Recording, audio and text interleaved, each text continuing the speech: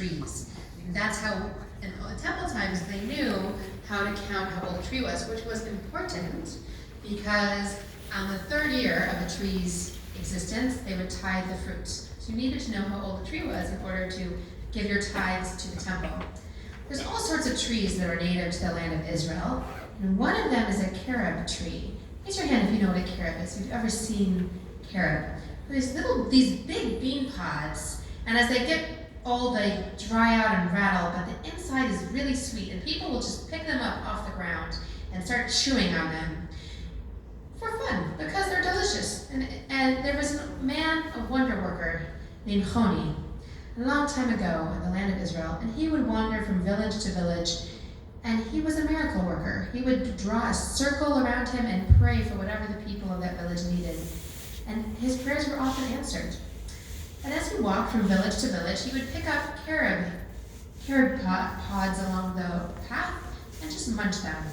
One day, he was doing that. It was right around Tu B'Shvat, and he saw a man, a very old man, planting a tree. And he said, "Grandfather," very respectfully, "what are you doing? What kind of tree is it that you're planting?"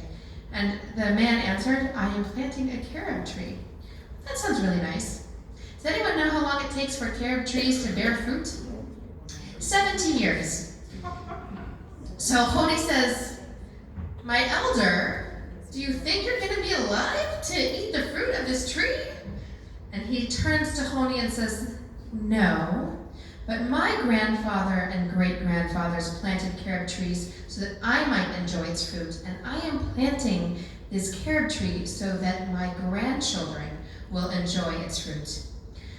Honi, who was famed for his wisdom, looked at this old man and realized that he had just taught him something. So he walked down a little bit further along. The path was feeling very tired. It was a sunny day. He just saw a cool stone. He decided to lay down and take a nap on that stone. And he fell asleep, and as he fell asleep, this mist came up, and a cloud covered him. And the cloud carried him up in his dream, higher than the heights of Mount Hermon, higher than the storks migrating, so that he could see the whole world, all the different continents of the world, and all the special fruits that grow all over the world on different kinds of tree fruits. So I'd like us to just take this dream trip with Honi and imagine, as he's floating up, what kind of fruit trees grow in the land of Israel. This is my modified story for adults. So kids can answer too, but adults, I am challenging your knowledge, horticultural knowledge. What kind of trees produce fruit in the land of Israel? Just in time. Olives, okay. Go ahead, keep shouting out, this is working. Figs, dates, pomegranates, delicious. Did I hear apricots? Okay. Oranges. Okay, so now actually, he's beginning to move over into China. So what oranges come from China? Did you know that? Now you know. So do mandarins and oranges. The original oranges came from China. What else grows in China? Lychee. That was the very one first. I actually have a list. Rob Google helped me out with this. So I cheated. Well, or rather, I looked it up. But you guys get to use your imagination. What else do you think is from India? What other fruits are originally from India? Kumquats. Peach. Very smart. Second grader over there. Peaches are originally native to China. That is correct. Great. So we have tamarind. I heard tamarind. Ooh, mango. India. India, according to Rob Google. Kumquats? Kumquats, what? Yes, kumquats. Papaya. Also a little bit more into India, but yes, papaya. And let's double check that. No, papaya. No, papaya is Latin America. South America, yes. Okay, but we're not there yet, so let's stay in Asia. Persimmons, yeah. All right, did you know that all apples are originally from Asia? So were cherries, and they got migrated slowly over to Europe. So let's go to Europe for a moment.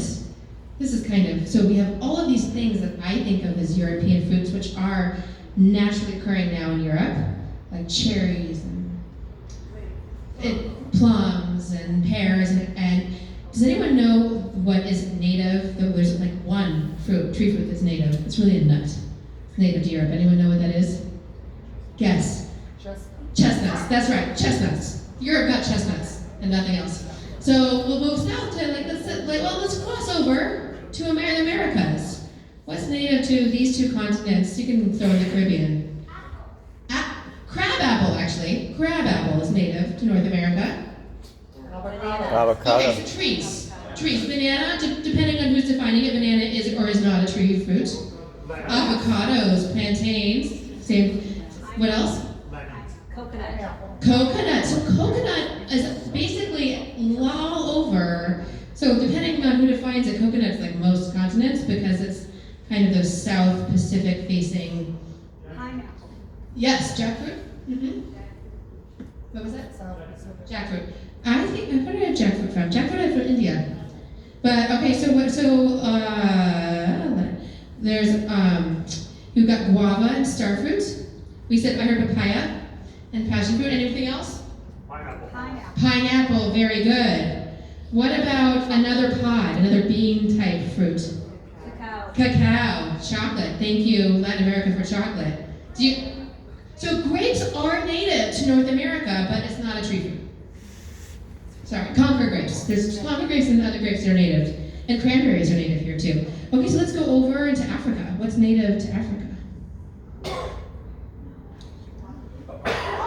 Coffee. I'm very grateful for that one. Anyone, anything else you can think of?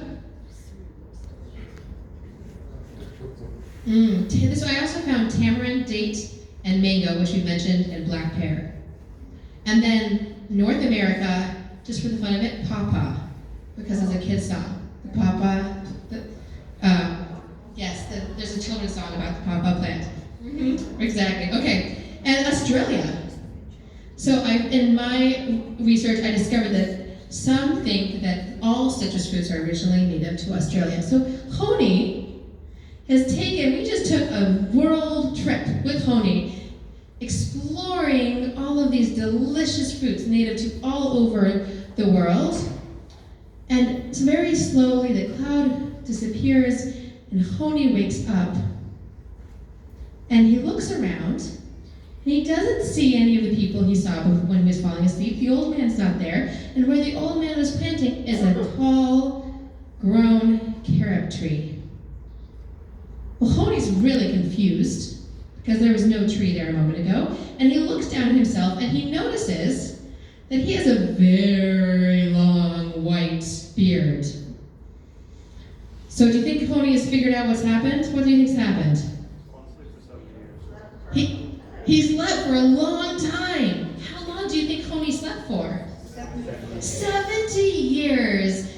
Honey was blessed with this miracle to wake up and to see the planting of a carob tree and wake up and be able to eat its fruit. On this holiday of Tu B'Shvat, it's a chance to really appreciate the miracle of trees and of all that it takes from human beings and the natural world to nurture these trees that give us so much, including delicious fruits like carob, coffee, and chocolate, the three most important, clearly, that we've listed so far. And that we don't always plant for ourselves. We plant for the next generation. We plant for each other, and we need to take care of our world, not just for ourselves, or because it is immediately useful, but because caring for it will preserve it for the next generation, as enjoying the fruits of it now is the work of previous generations. Shabbat Shalom. Shabbat Shalom. All right, so we have a special treat, which is all of our JCAL students, kindergarten through